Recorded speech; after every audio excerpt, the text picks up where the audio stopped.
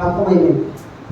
ఇలా 1 = 40 దెబ్బలు తన శరీరం మీద కొట్టిన తరువాత, పిడుగుద్దులు గుద్దిన తర్వాత, అందరూ ఉమ్మూసిన తర్వాత తన మీద ముళ్ళ కిరీటం పెట్టి, దాన్ని పెట్టే ముళ్ళు ఎలా ఉంటాయంటే, చూడండి, నేను దబ్బకాయ చెట్టు ముళ్ళు చూశాను.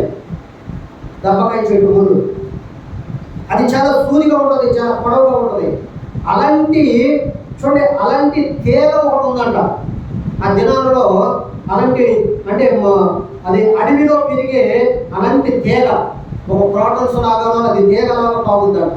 దాని ముళ్ళు చూడండి, దబ్బ చెట్టు యొక్క ముళ్ళు ఎలా ఉంటుందో ఆ తీగ కూడా అలాగే ఉంటుందంట ముళ్ళు. అలాంటి ముళ్ళ చూడండి, అది తీసుకొచ్చి కిరీటంలాగా తయారు చేసి దానిని ఏం చేశారంటే బలవంతంగా చూడండి కొట్టారు కణతో. ఆ ముళ్ళు కణతలోనూ చూడండి ఇవన్నీ కూడా దిగిపోయినాయి. ఎక్కడైతే ముళ్ళు ఉంటుందో అక్కడ లోపలికి దిగిపోయింది. నిజంగా తనలో కానీ ఏదైనా మనకి కొంచెం దెబ్బ తగిలితే చూడండి ఎంత దిమ్ముగా ఉంటుందో, ఎంత నొప్పిగా ఉంటుందో.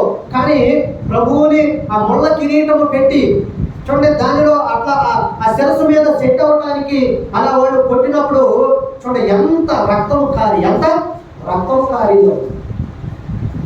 అప్పటికే 40 దెబ్బలు కొట్టారు, మరలా పిడుగుతులు కొట్టారు, మరలా మొహాలు ఉమ్మూసారు.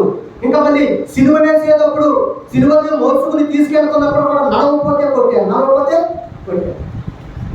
ఎన్ని వేల దెబ్బలు తిన్నాడు ఆయన.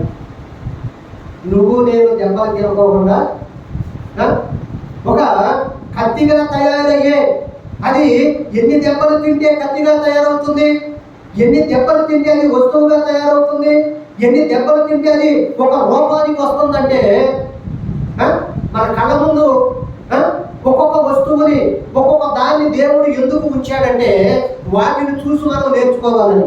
అందుకనే అన్నాడు కొంతమందిని, సోమరి చీమల యొద్దకు వెళ్ళు, వాటి నడకను చూచి నేర్చుకో అన్నాడు. దేవుడు చెప్తున్నాడు, సోమరి చీమల యొద్దకు వెళ్ళు, వాటి నడకను చూచి నేర్చుకో. వాడికి అధిపతి లేడు, రాజు లేడు, అయినా సరే అని ఎంత తెల్లగా వెళుతున్నాయి.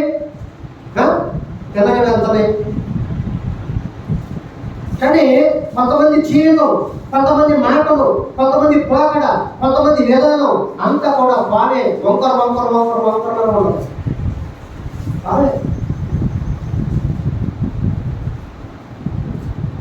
అందుకనే నరమలేని నాలిక ఎలాగైనా మాట్లాడుతుంది.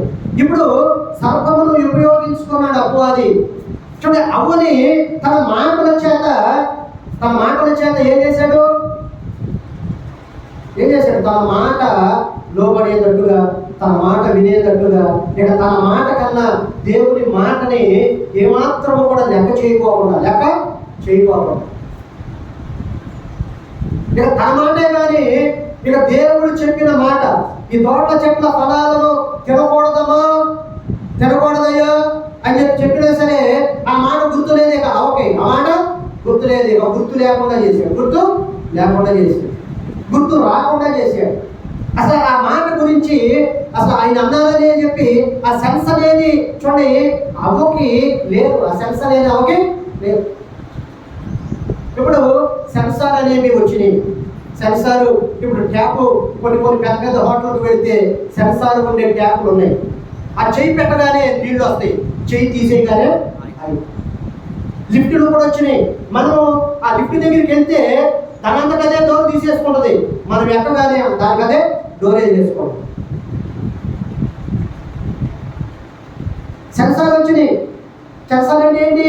దాని దగ్గరికి వెళ్ళగానే ఇదిగో మనిషి వచ్చాడు, నా ఎదురుగా మనిషి ఉన్నాడు, నేను డోర్ తీయాలి దానికి అర్థమవుతుంది.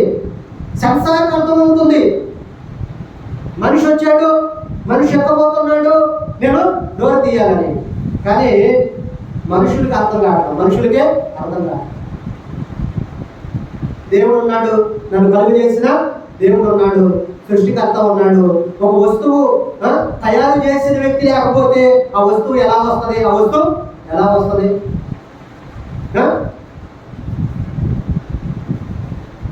ఫోన్ ఉంది, ఫోన్ తయారు చేసే వ్యక్తి ఉన్నాడు, ఫోన్ మన దగ్గరికి వచ్చింది.